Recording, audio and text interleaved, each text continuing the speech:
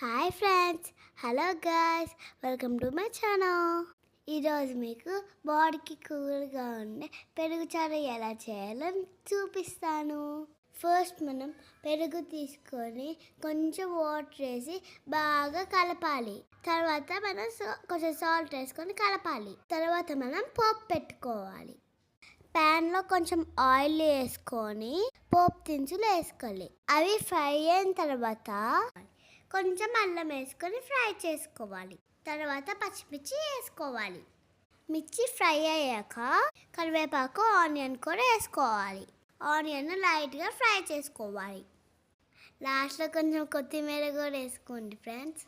కొంచెం పసుపు కూడా వేసుకొని మంచిగా ఫ్రై చేసుకోండి. ఇలా ఫ్రై అయిన తర్వాత కర్రీలో వేసుకొని మంచిగా కలపండి. అంతే గాయ్స్, సింపుల్. లైక్ చేసి సబ్స్క్రైబ్ చేసుకోండి. బాయ్.